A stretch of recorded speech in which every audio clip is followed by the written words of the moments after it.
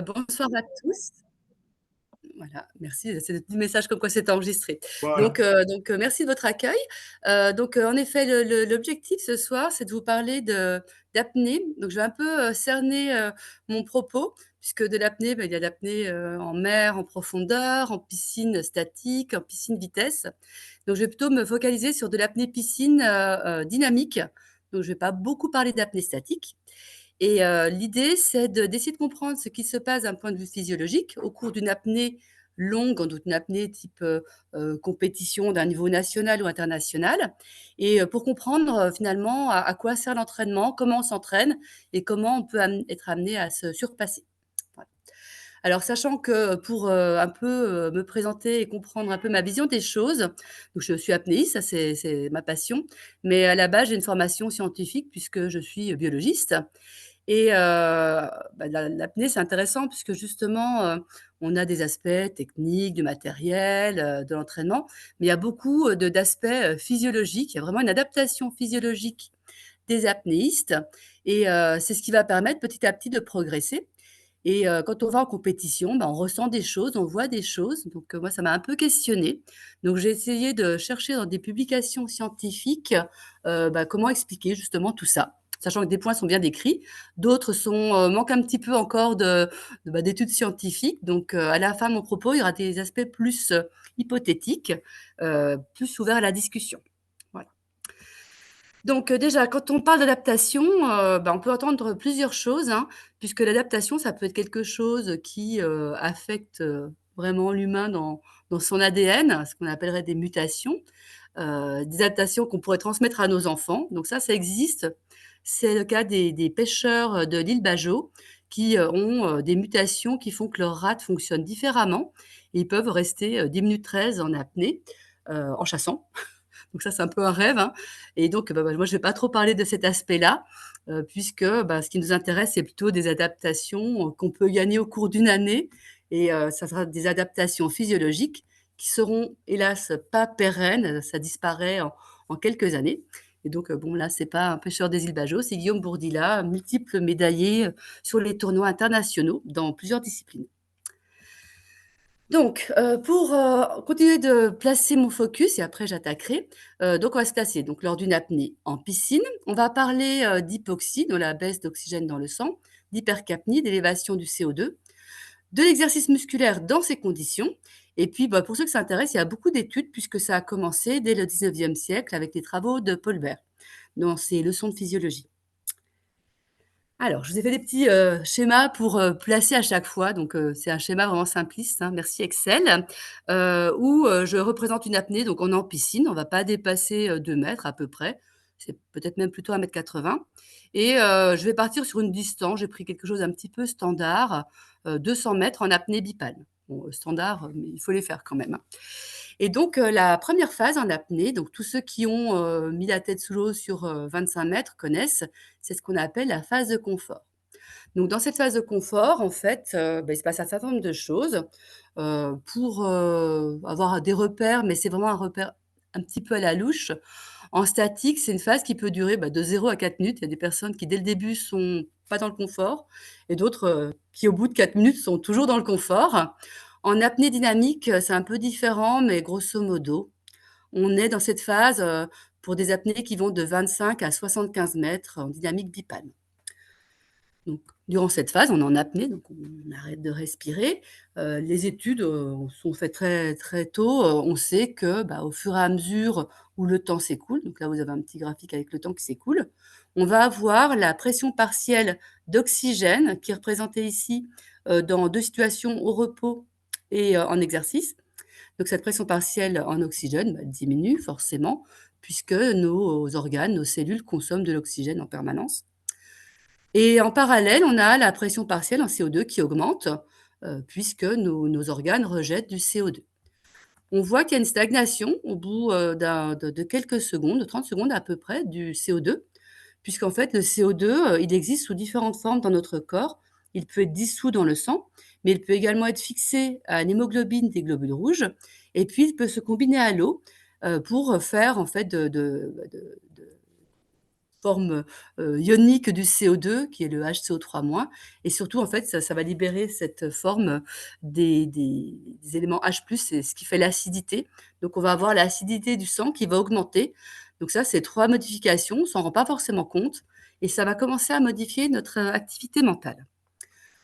Voilà, donc en parallèle de ces modifications sanguines, il y a d'autres choses, hein. C'est que, comme on est en apnée, les muscles respiratoires, donc muscles intercostaux, diaphragme, ne fonctionnent plus. Excusez-moi, je reçois des messages et ça va être perçu par, le cerveau grâce à des récepteurs au niveau des muscles qui envoient ces informations.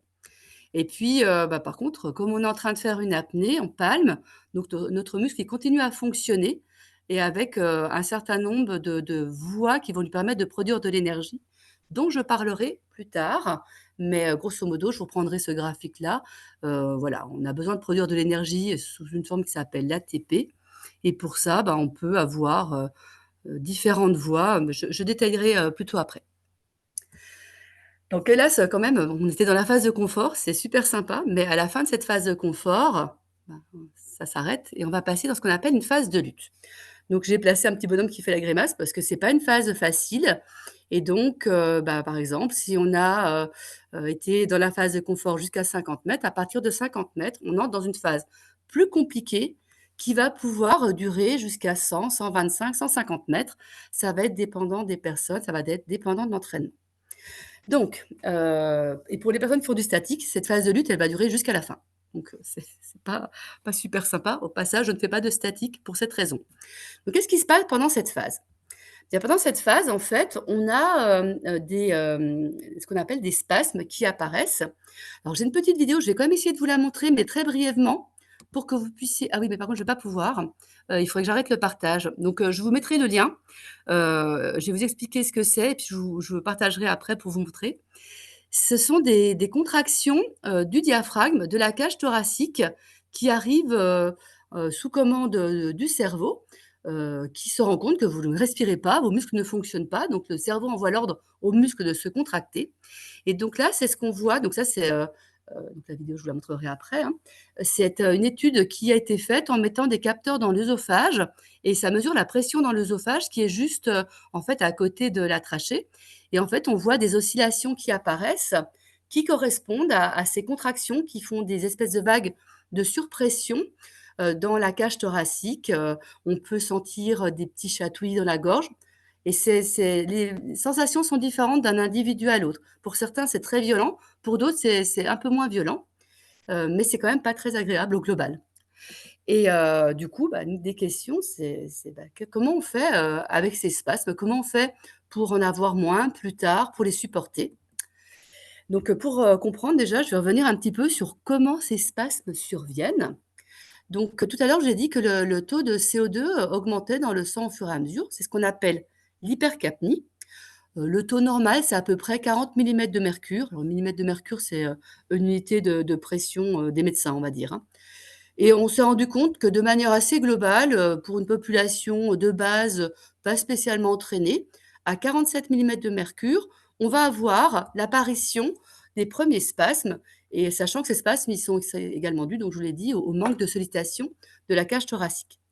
Et comme c'est pas agréable, et en fait, ça va être un mécanisme de rupture de l'apnée, c'est-à-dire que l'apnée s'y va arrêter. Et ça, c'est valable, y compris pour des gens qui sont habitués, qui sont entraînés. Il y a des athlètes qui, en fait, même, sur des compétitions à d'échelle nationale, sortent parce qu'ils supportent pas les spasmes. Donc, pour essayer alors excusez-moi, j'allais oublier quelque chose. Oui, juste une petite, information sur les expériences qui ont été faites, hein. Ces spasmes, pour vous dire à quel point, c'est un mécanisme de rupture de l'apnée. Une expérience a été faite en milieu médical il y a à peu près 15 ans, sur des personnes de 7 ans de 17 ans à 70 ans, où en fait on a paralysé tous leurs muscles respiratoires avec du curare, donc le diaphragme, la cage thoracique. On les a mis sous respiration artificielle quand même, hein, parce que sinon ça aurait été compliqué et ils avaient un bouton poussoir pour, déclencher la respiration quand ils le voulaient et on les a mis en apnée et en fait, ces personnes-là, elles ont toutes tenu 4 minutes en apnée statique et c'était pas des apnéistes. Pour vous dire que, finalement, quand on enlève ces sensations au niveau des muscles respiratoires, on enlève, un gros souci, d'un point de vue de la perception de ces spasmes. Sachant qu'en plus ces spasmes, on les perçoit de manière consciente et qu'on a tendance à avoir une interprétation un petit peu affective. On se sent oppressé, donc c'est vraiment un gros mécanisme de rupture de l'apnée. Heu, Si vous voulez tester de manière un peu moins violente que le curare, vous faites faire de l'apnée à quelqu'un, vous lui demandez d'expirer dans un sac et de réinspirer son air, il va tenir 2 fois plus longtemps quasiment. Bref, comment on fait du coup? Parce que, bah, comme c'est, vraiment désagréable, bah, il faut trouver un moyen, de faire avec les spasmes.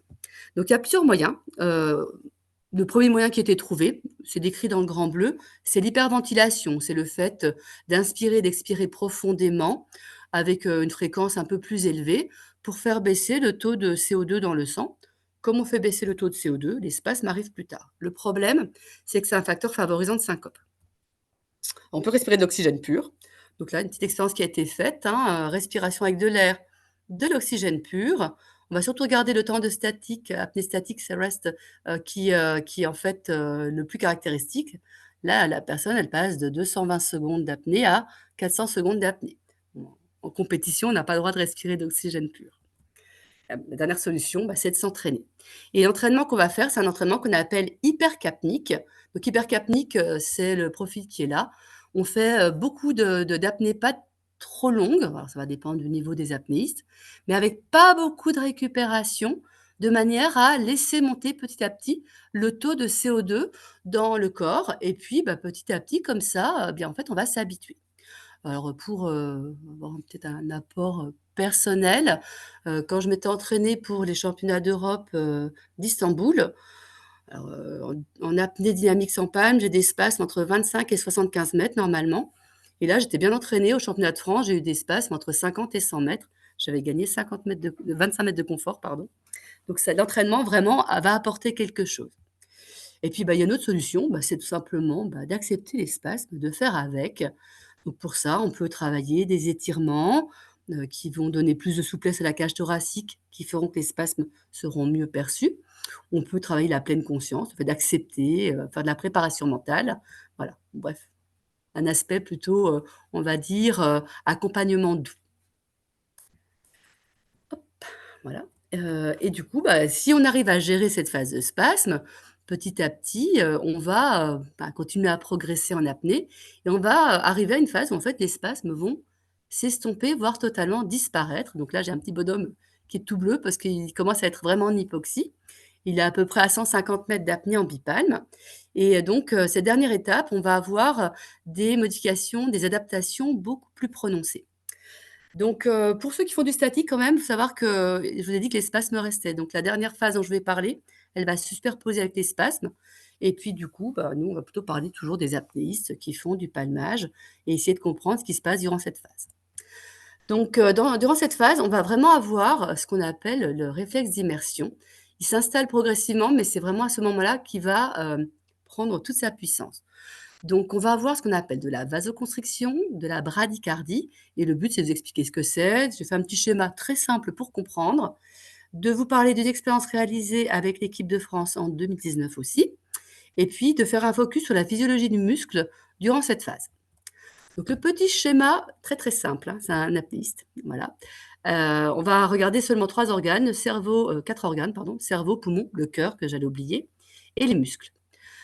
Donc le réflexe d'immersion, il va se son but, c'est d'économiser l'oxygène pour le corps. Donc vous l'avez peut-être vu dans le grand bleu, c'est présenté au tout début puisque des premières expériences sur l'humain ont été faites sur Jacques Mayol. Ça va se caractériser par une baisse de la fréquence cardiaque, puisqu'en fait le cœur, c'est un gros consommateur d'oxygène et du coup, bah, s'il bat un peu moins fort, un peu moins fréquemment, ça va économiser de l'oxygène. Et on va avoir une vasoconstriction périphérique. Alors vasoconstriction, je vous ai mis un petit schéma avec des vaisseaux sanguins. Vous avez un vaisseau normal, là c'est vous en ce moment assis sur votre chaise. Normalement, quand on fait du sport, au niveau des muscles, on a une vasodilatation. Le diamètre des artérioles s'élargit pour amener plus de sang aux muscles. Bah, là, ça va être l'inverse. On va avoir une vasoconstriction. Les artérioles vont se fermer et du coup, les muscles ne vont recevoir quasiment plus aucun sang et donc plus d'oxygène, plus de nutriments et du coup, bah, ça va, amener une sorte de course contre la montre dont je vais vous parler et ça va amener également des stratégies d'entraînement pour essayer, de s'habituer à cet état et continuer à aller encore plus loin en apnée. Donc je vous ai coupé mon petit apnéiste en 2, voilà. Sachant qu'il y a des choses qui se passent dans le compartiment du haut, cœur, poumon, cerveau. Je vais en parler brièvement avec l'expérience de l'équipe de France. Il y a plein de choses à dire, en particulier, il y aurait des choses à dire sur la tolérance du cerveau à l'hypoxie, mais je pense que je n'aurai pas le temps, donc je vais plutôt parler après des muscles. Donc, pour vous parler de l'expérience de l'équipe de France, en 2019, 8 athlètes donc, de niveau international, donc qui étaient tous à peu près, voilà, autour de 200 mètres d'apnée, on va dire, en dynamique, ont été placés sur des vélos de salle de sport avec un pince-nez, avec un tensiomètre de pouls, vous savez, c'est ces petits boîtiers qu'on met au bout du doigt, qui mesurent la fréquence cardiaque et la saturation en oxygène. Et on leur a demandé déjà de s'échauffer en pédalant. Et puis au bout d'un moment, on leur a demandé de faire des tables d'apnée à 2 minutes. Donc une table d'apnée à 2 minutes, c'est que toutes les 2 minutes, on part en apnée. Donc la première apnée, elle va faire 30 secondes, avec 1 minute 30 de récupération, 45 secondes, 1 minute 15 de récupération, etc. Jusqu'à une apnée de 1 minute 45, 15 secondes de récupération, 2 minutes d'apnée. Et ce qui est assez, surprenant à observer, c'est que, au bout de trentaine de secondes, la fréquence cardiaque des athlètes, alors pas de tous, hein, il y a une variabilité individuelle, mais la fréquence cardiaque, elle va passer de on est en train de pédaler, on va dire à peu près 130 battements par minute à plutôt 35 battements par minute. Donc en gros, on a quasiment divisé la fréquence cardiaque par 4, ce qui veut dire que là, le cœur, il va consommer moins d'oxygène, c'est intéressant.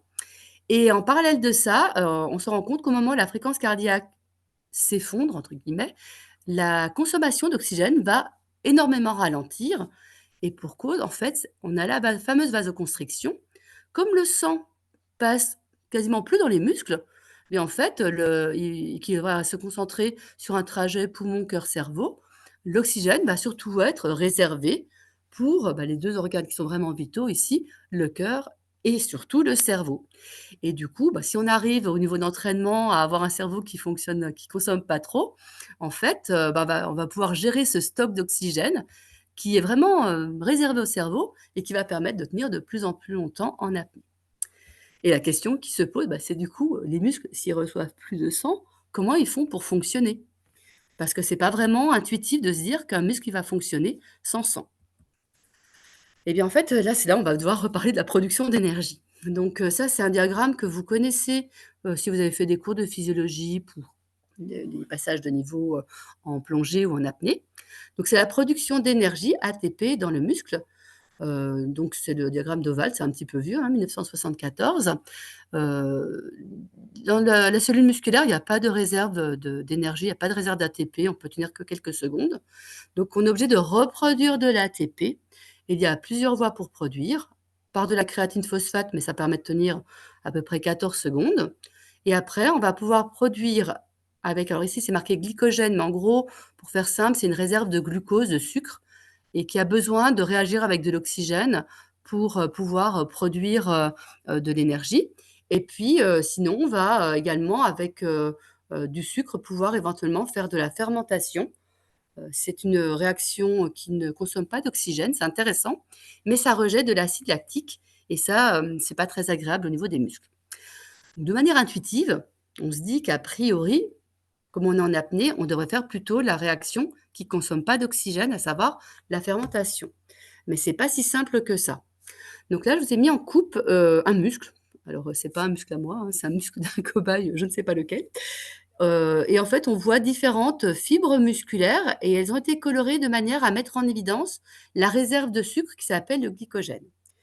Grosso modo, on voit qu'il y a 2 types de fibres. Je ne vais pas trop parler de celle du milieu, hein. Des fibres sombres, des fibres claires. Les fibres sombres, elles ont beaucoup de glycogène et elles ont en fait un deuxième composé qui s'appelle la myoglobine. Et la myoglobine, ça ressemble un peu à hémoglobine.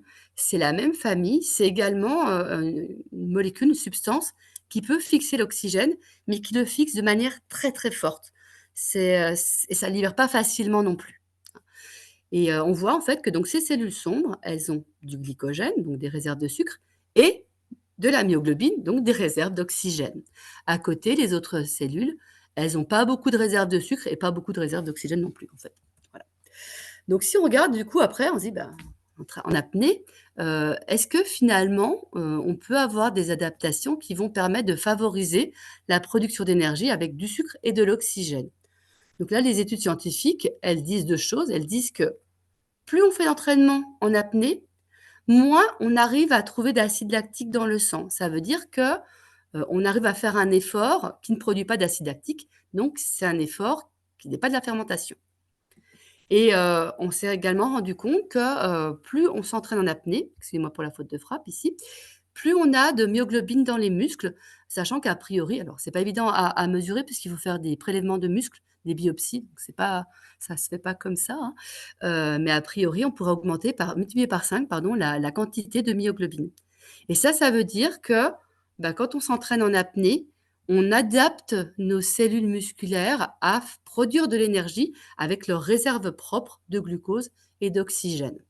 Donc ça, c'est quand même assez intéressant. Il y a une deuxième stratégie, il y a une autre avec une autre faute de frappe, excusez-moi aussi, c'est de, bah, peut-être, au contraire de se baser plutôt sur les cellules musculaires qui, ne vont faire plutôt de la fermentation. Donc, il y a certains athlètes comme Guillaume Bourdila en l'occurrence, hein, vont faire beaucoup de musculation, de manière à, bah, avoir d'autres adaptations au niveau du muscle et surtout augmenter la capacité de recrutement des différentes fibres musculaires. Ce qui va donner plus de puissance, qui va permettre de nager plus vite sur ces fins d'apnée. Par contre, c'est quelque chose qui est plus douloureux sous l'eau parce que le métabolisme lactique, la fermentation lactique libère de l'acide et que le muscle, il peine quand même pas mal. Voilà, pour avoir une image, quand vous faites un test d'effort, c'est les sensations qu'on a vraiment à la fin du test d'effort. Et du coup, bah, en termes d'entraînement, alors je vais peut-être pas aller trop vite, hein, j'ai parlé de musculation. Si, on veut plutôt miser sur l'entraînement qui adapte les fibres, avec le taux de myoglobine et le taux de glycogène, ça va quand même nécessiter de faire des entraînements où on va avoir cette vasoconstriction, mais en même temps avec des apnées qu'on peut facilement reproduire. Et bah, grosso modo, c'est ce qu'on appelle les entraînements, hypercapniques, hypoxiques, où en fait on fait, des séries d'apnées, mais on va dépasser, les, 75 mètres, dans ces séries, de manière à vraiment avoir le muscle qui se met en condition de vasoconstriction pour que petit à petit s'adapte et qu'il fasse de plus en plus de myoglobine, de plus en plus de glycogène. Et donc là, ça va m'amener, bah, finalement à, un questionnement par rapport à des observations faites sur, bah, des entraînements, en tant que coach et sur des compétitions. C'est que, ben, petit à petit, ces adaptations, si vous entraînez bien, vous progressez et tout le monde est censé progresser à peu près de manière uniforme dans un groupe. Or, moi, je me suis rendu compte que certains athlètes qui s'entraînaient vraiment bien, qui, étaient sérieux, pouvaient faire une syncope de surface alors même ils avaient repris leur respiration. Donc ça m'a quand même questionnée et du coup, bah, j'ai essayé d'observer ce qui se passait, en compétition, en entraînement et je me suis rendu compte que certainement, il y avait un petit risque dans cette adaptation, le fait d'avoir de plus en plus de myoglobine qui pouvait favoriser ces syncopes arrivées en surface. Donc je vais vous montrer quelques images et puis, vous expliquer un peu la problématique. Donc là, c'est des images, championnat de France, championnat du monde. Vous avez donc Guillaume Bourdilas, ça c'est pas la même compétition, mais c'est lui qui fait des sorties, voilà, toujours impeccable, il valide ses performances. Là, j'ai mis une photo d'un autre apnéiste pour avoir un peu la comparaison et en fait, la différence, en fait, entre les 2 sortent, respirent, mais l'apnéiste là, en fait, bah, il juste après, là, quelques secondes après, il va faire une syncope et en fait, grosso modo, on se rend compte que, dans les personnes qui sortent, selon le tonus, on va pas avoir en fait, le même vécu. Certains vont valider leur performance et d'autres vont se syncoper et je me suis dit: «Bah, du coup, peut-être qu'il y a un lien entre le tonus musculaire en sortie, donc ici et le fait de ne pas faire de syncope et le fait de sortir au contraire trop relâché qui pourrait favoriser en fait, la syncope». Donc j'ai un petit peu creusé et du coup, je me suis dit: «Bah, finalement, qu'est-ce qui se passe en sortie d'apnée?» Mais en sortie d'apnée, en fait, la vasoconstriction, le réflexe d'immersion, il est censé s'arrêter. Donc le sang, il est censé retourner dans les muscles grâce à une vasodilatation. Et du coup, on va avoir d'un côté un sang qui est pauvre en dioxygène, on est en hypoxie, on était vraiment au bout du bout normalement. Il est riche en CO2, donc il est acide. Et au niveau du muscle, eh ben, en fait, on a un muscle dont la myoglobine s'est déchargée progressivement en oxygène à cause de l'hypoxie et à cause de la vasoconstriction. Un muscle qui est acide et riche en CO2 et en parallèle, une myoglobine qui, en fait, aime beaucoup l'oxygène, mais beaucoup, beaucoup, beaucoup, beaucoup. Et on va avoir une espèce de course contre la montre au moment de la ventilation pour resaturer son sang en oxygène de manière à éviter la syncope. Donc je vous explique un petit peu. Donc ça, c'est une courbe, alors c'est un petit peu courbe scientifique, hein. C'est une courbe de saturation de l'oxygène. Donc ça fait une espèce de S qui vous donne ici en abscisse, enfin, sur l'axe du bas, la pression en oxygène et le pourcentage de saturation de l'hémoglobine. Et l'hémoglobine, en fait, bon, elle aime bien l'oxygène, mais déjà, si elle est en présence de CO2 ou si elle est dans un pH acide, eh ben, en fait, elle va moins facilement fixer l'oxygène. Ça veut dire qu'en sortie d'apnée, on a de toute façon une hémoglobine qui va avoir plus de difficultés à fixer l'oxygène. Bon, je vous rassure, c'est des effets réversibles. Et par contre, le CO2 et l'acidité n'ont pas d'effet sur la myoglobine. Je vous ai mis quand même une courbe pour comparer l'affinité de la myoglobine avec l'hémoglobine. Là, en fait, on voit que la myoglobine, dès qu'il y a un tout petit peu d'oxygène, hop, elle sature. Grosso modo, et dit différemment, si vous avez du dioxygène entre les deux, c'est forcément la myoglobine qui va le prendre parce qu'elle est beaucoup plus forte pour prendre l'oxygène. Et du coup, bah, ça va être un peu une chronique d'un combat perdu d'avance pour l'hémoglobine. Je reprends un petit peu mon état entre les deux compartiments. Donc un sang avec de l'hémoglobine qui finalement, même si on reprend sa respiration, ne peut pas être chargé à 100% d'oxygène parce qu'on a beaucoup d'acidité et que cette acidité due au CO2, elle va mettre du temps à disparaître. On a un muscle avec une myoglobine déchargée en oxygène. Quand le sang va circuler au niveau du muscle, l'hémoglobine va devoir se déposséder de son oxygène totalement pour le laisser à la myoglobine. Et en fait, ça va appauvrir notre sang en oxygène et du coup, ça pourrait être générateur de syncope.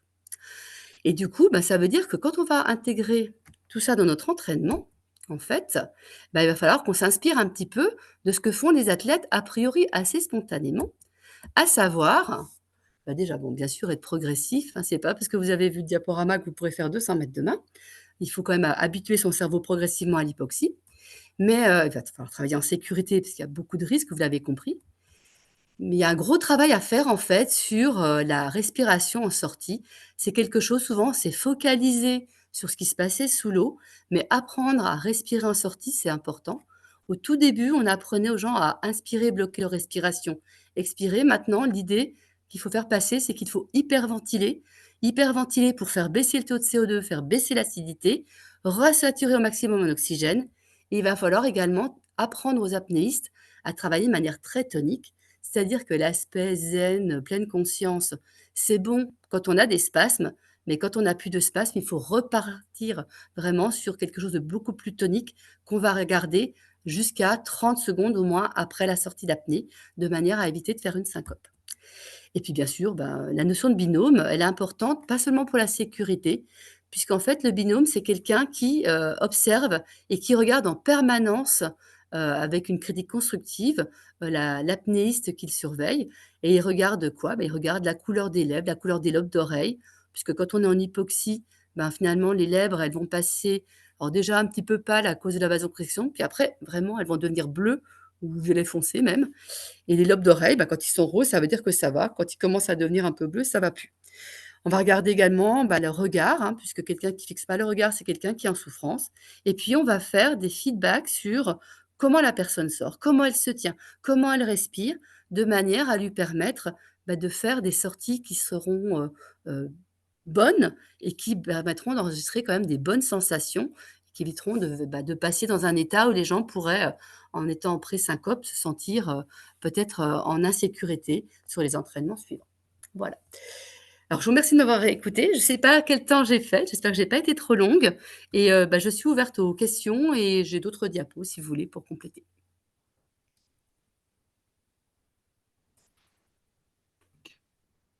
Ouais, non, super, c'était super, Frédéric. Je suis désolé, j'ai loupé un petit peu le début, moi. Ouais. Mais on regardera la vidéo par la suite. Lionel revient de Voilà. Montréal, alors. Mais par contre, on a donc on a une question, juste une question. Donc, Euh, j'en aurai une autre après. ouais, ben, impeccable, hein. Voilà. Donc, Parce que je vais c'est. savoir répondre, hein. Alors oui, alors déjà pour préciser, parce qu'on a une autre question en même temps en parallèle, donc on a fait l'enregistrement, c'est disponible sur la chaîne YouTube de la CTD, hein. Et ensuite, ben, si tu veux bien nous partager ton fichier PDF, Frédéric, comme ça je le mettrai en disponible sur le site de la CTD, si ça ne te dérange D'accord. pas. Voilà. Alors juste le PDF, ça va prendre un tout petit peu de temps, le temps peut-être d'enlever les animations? Ou alors Ouais. je le laisse en ou alors je vous le laisse en PowerPoint, comme tu Ah veux. bah tu me le laisses en PowerPoint, c'est parfait, comme ça nous on le mettra, hein, voilà. Et puis la Super. petite vidéo dont tu parlais tout à l'heure aussi, ça sera pas mal. Hein. Puis on sent le prof derrière, hein, Ouais. c'était super clair, donc c'est génial. Bon. Alors, la question, et puis une deuxième Mm. de Guy, c'est les valeurs de pression partielle qui ont été présentées en introduction sont des valeurs de pression partielle veineuse, pour l'interrogation. Ah alors c'est une bonne question. Alors attends, je j'essaie de me rappeler. En même Oui. temps, je vais regarder. C'est une très bonne question. Alors, si j'ai pas la réponse, en tout cas, je pourrais te la donner. Ouais. Attends, elles étaient aux pressions partielles. C'était les pressions 40 et 47, si je me souviens bien. Oui, mais alors c'est une très bonne question. Je voudrais pas dire de bêtises. Je pense que ça doit être veineux, mais je vais quand même faire une vérification, en reprenant la publication scientifique. Alors peut-être pas en direct, Non, non, il n'y a de pas de manière à vous souci. repréciser, mais Et, je pense que c'est veineux, oui. Oui, si Ouais, ça peut t'aider, oui, c'est du vélo. ouais, ouais, C'est les pressions partielles qu'on utilise quand on parle des ouais, échanges gazeux, et oui. c'est le retour veineux. Enfin, je pense, hein, à mon avis, je pense que c'est ça. et Oui, quoi qu'il beh, en je soit, pense aussi, mais c'est par, réflexion que je te dis a priori, mais, je peux revérifier quand même, hein, voilà. et puis d'abord tous ceux qui sont inscrits, je ferai un retour email, quoi qu'il en soit, il n'y a pas de souci. Donc, une deuxième question, là, c'est en sortie d'apnée, il ne faudrait plus inspirer fort et expirer peu pendant 4 ou 5 cycles. Ça, c'est une Voilà, question. en fait, alors, je peux essayer de mimer, ça avant les gens faisaient et en fait, ça typiquement pour des gens qui dépassent 150 mètres, ils partent en syncope. Ah ouais. Donc en fait, maintenant, c'est vraiment de l'hyperventilation. C'est je sais pas si on entend ma respiration Oui, Oui, oui. on entend bien, hein. et voilà, le but, c'est ouais, vraiment d'hyperventiler, de plus bloquer. Alors, c'est pareil, hein, peut-être que dans ce fait de blocage, on fait des surpressions peut-être au niveau poumon. Je ne sais pas comment ça peut perturber les choses, mais ce qu'il y a de sûr, c'est que et là, on le vit en ce moment puisque avec l'évolution des techniques d'entraînement, maintenant, en moins de 6 mois, les personnes, on les amène à 150 mètres. Et en fait, quand ils gardent ce réflexe, on leur dit: «Bah, écoute, je pense que ça va pas passer» et il y a toujours un moment donné, en effet, où ça part parce qu'en fait, bah, c'est je pense que ces micro-apnées, elles sont pas bonnes, en fait, elles sont pas bien pertinentes, en fait, à ce moment-là. Mais Ouais, c'est plus par c'est- rapport au CO2 que par rapport à l'oxygène, hein. d'accord, parce que là, il y avait un complément de question, c'est quoi le mécanisme, vu que tu apportes de l'oxygène? Mmh. Donc, c'est ce que tu viens de préciser en fin de compte, non? Mmh. Ouais. Ouais. Ah, c'est pour ça que je vous dis après, il y a un côté, questionnement, plutôt, et puis expérimentation empirique, parce qu'il faudrait pouvoir faire des mesures finalement, sanguines pendant cette phase, mais bon, c'est pas évident. Si vous connaissez quelqu'un qui veut le faire, on a des cobayes si vous voulez, mais je pense que plus par rapport, là, c'est l'expérience qui parle et je pense personnellement que c'est plus par rapport au CO2 que par rapport à l'oxygène. D'accord. Une autre question, c'est les exercices d'hypercapnie puis Oui. d'hypoxie peuvent-ils aussi se faire à sec, en marchant par exemple? Et quid alors du réflexe d'immersion? Alors, c'est une bonne question. Je ne sais pas si je pourrais répondre totalement, mais déjà sur l'entraînement, à sec, oui, le confinement, a amené, beaucoup de nouvelles pratiques et en particulier, des toute l'équipe de France s'est entraînée, à sec, soit en marchant pour ceux qui faisaient du dynamique, soit sur des tapis pour ceux qui faisaient du statique, avec des découvertes, des belles découvertes, des surprises et c'est vrai que, en fait, sur ce réflexe d'immersion, on parle de réflexe d'immersion, mais c'est aussi un réflexe d'apnée, hein et quand on fait des entraînements en marchant ou sur vélo pendant longtemps, on se rend bien compte quand même qu'on a cette vasoconstriction qui survient.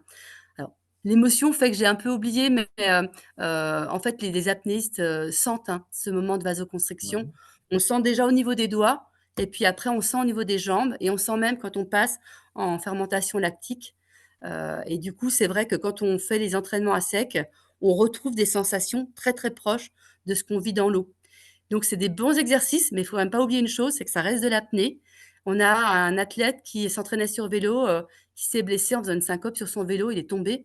Donc voilà, faut pas oublier que même si on s'entraîne en marchant, il faut garder une notion de sécurité. Bien sûr. Voilà. Alors, les questions viennent progressivement. Donc, les éléments consommés avant les épreuves ont-ils un effet sur l'acidité du sang et donc une influence sur la performance? Hmm. Alors tout à fait, le il y a beaucoup d'athlètes d'ailleurs qui font des régimes, qui sont, alcalinisants. Par des moyens divers et variés, donc changement de l'alimentation, en mangeant moins de viande, moins de produits laitiers. On trouve des tables avec ce qui est acidifiant, pas de sucre évidemment, voilà et puis, en prenant parfois, beaucoup de magnésium, des produits alcalinisants, on peut en trouver en pharmacie. Ça joue un petit peu quand même, on sent au niveau, de du muscle en particulier que c'est on a une meilleure récupération en particulier après. Je ne sais pas si ça joue beaucoup sur, l'apnée en elle-même, mais en tout cas, ça permet de mieux récupérer après et de manière plus globale, si on est en train de digérer, c'est quand même pas non plus top. C'est pas vraiment génial avant de faire du sport et avant de faire de l'apnée encore plus. C'est vrai qu'en compétition, les athlètes sont à jeun. Ils sont à Ouais. jeun pour éviter d'être en train de digérer au moment de la performance pour, de manière plus globale, vraiment favoriser une adaptation physiologique optimale. Je ne sais pas si ça a répondu à la Non, non, question? mais c'est très bien. Mais, et du coup, il y a un complément de question. C'est peut-on prendre du bicarbonate de soude? Oui, il y a beaucoup de personnes qui prennent du bicarbonate de soude. Après, je pense que le bicarbonate de soude, on fait ça un petit peu à la louche. J'aurais quand même tendance à plutôt conseiller d'aller voir un pharmacien et d'avoir des gélules où c'est dosé, où on sait précisément ce qu'on prend. Je pense que ça serait quand même un petit peu plus sérieux. Ça Alors, existe, hein. Et est-ce que les boissons ou les aliments hypotoniques et isotoniques, justement, rentrent en ligne de compte, sachant qu'il y en a un qui joue au niveau des muscles et l'autre qui joue au niveau du cerveau neuromusculaire, bon, c'est une vraie bonne en amenant du question. magnésium, du potassium et tout un Ouais. tas d'autres oligo-éléments. Oui, alors de manière globale, de toute façon, il y a quand même une vigilance à avoir, sur les boissons d'attente, pas prendre de l'eau parce que là, on a une modification mais qui est plus de l'ordre, minéral. Après, je ne sais pas si ça a été testé, sur, justement la composition des boissons. Je ne sais pas si on a un regard par rapport à ça. Alors, il y en a entre elles, parce que bon, je fais beaucoup de trail, oui. Ah, par contre, en apnée, je ne sais pas, oui, c'est à voir. Oui, c'est une bonne question. J'espère que j'aurai une copie, papier des questions de manière moi-même à approfondir, à amener des réponses a posteriori si je les trouve. Elles sont sur le chat. Juste Il en n'y a pas de souci. complément, parce que justement, c'est dans la même lignée. Tout à l'heure, tu parlais d'acidité dans la rupture d'apnée. Mmh. Tu as une idée du pH? À quel niveau il monte ou pas? Il y a eu des études là-dessus? Forcément. Alors, je n'ai pas vu de valeur, mais, je continue mes recherches. Ouais, d'accord. Non, non, Je mais continue mes recherches. Ce qu'il y a de sûr, c'est que, il y a quand même d'abord une composante variable selon les individus, hein. Tout à l'heure, quand j'ai parlé d'expérience en équipe de France, Mhm. en fait, sur les athlètes, il y en a 4 qui étaient, autour de 35 et il y en a d'autres qui étaient pas, du tout à ces valeurs-là et c'est amusant de voir que des athlètes qui sont tous à peu près, tous au top niveau et en fait, on n'a pas la même adaptation au niveau, Mhm. physiologie et du coup, je pense que, là, je suis en train de creuser l'histoire des lactates puisque c'est quelque chose qui a été, testé, sur des apnéistes, hein. J'ai des publications scientifiques. J'essaierai de vous mettre la bibliographie complète, hein et même sur, 2 apnéistes, c'est pas les mêmes taux de lactate. Par contre, ce qu'il y a de sûr, c'est que plus on s'entraîne, moins on en a donc je pense que sur l'acidité, peut-être on a également peut-être des systèmes qui se mettent en place, qui minimisent cette acidité, quand on progresse, des systèmes tampons. Mais là, c'est hypothétique, hein. Alors, j'ai trois autres questions. Donc, alors, du coup, c'est vraiment uniquement à partir d'apnée de 150 mètres qu'il faut changer sa matière de se reventiler à la sortie. Première question. Alors, j'ai mis des valeurs un petit peu standards pour quelqu'un qui ferait 200 mètres. Donc, non, en Ouais. fait, de toute façon, je pense que de manière globale, il faut prendre l'habitude quand on sort en apnée, d'hyperventiler. Parce que si on commence à se dire: «Faut que je respire comme ci, comme ça», quand on va commencer à sortir en étant un peu en hypoxie, on n'aura pas acquis des automatismes. Donc en fait, l'automatisme, il faut le prendre dès le début. En fait, il faut apprendre à hyperventiler quand on sort. Pour ça, les entraînements hypercapniques, c'est bien parce qu'en fait, on a tellement envie de respirer à la sortie, on a tellement de soif d'air que de toute façon, on hyperventile. Mais je pense que c'est vraiment un automatisme qu'il faut donner quasiment dès le début aux personnes. Alors, une Sortir deuxième, tonique et hyperventiler. ça marche. Alors, un complément de question, c'est je croyais pourtant que le réflexe d'immersion survenait lorsque de l'eau touchait le visage et plus particulièrement les lèvres. Alors, c'est vrai que, en fait, quand on parle de réflexe d'immersion, si on vous mouille le visage, il y a une baisse, en fait, de la fréquence cardiaque, mais elle est de l'ordre de 20. Et en fait, là, je Mhm. parle de quelque chose qui va beaucoup plus loin, en fait, dans l'adaptation, hein. Et par contre, peut-être en complément, on m'a pas posé la question, mais je vais y répondre quand même. Mhm. En compétition, on pratique ce qu'on appelle le no warm up. Donc le no warm up, c'est qu'en fait, alors c'est pour ceux qui veulent voir, venez voir la compétition dimanche, hein. C'est que personne ne s'entraîne dans l'eau. Tout le monde se met sur un tapis, essaye de rester, dans une situation de pré-sommeil et en fait, on se met à l'eau au dernier moment de manière à accélérer, l'adaptation, qui va être donc, là, bah, vous voyez, on n'est pas sur 20 de baisse de fréquence cardiaque, hein. On est plutôt sur une baisse de 75. Ouais, j'imagine. C'est un peu la méthode Wim Hof. Alors Le- oui, mais la méthode Wim Hof, il y a un peu d'hyperventilation, ouais. alors qu'en apnée dynamique, on fait pas d'hyperventilation parce que ça fait, enfin, c'est risqué sur C'est les risqué. sensations, hein. Mm. Mmh. À quoi sont dus les fourmillements dans les muscles lors d'une apnée en hypercapnie? Alors ça, c'est étonnant. En hypercapnie, alors ça doit dépendre de la distance, parce que souvent, c'est vrai quand on parle de fourmillement, on c'est des prémices de vasoconstriction. Donc ce qui serait intéressant, c'est pour la personne qui pose la question, c'est de savoir sur quel type de distance. D'accord.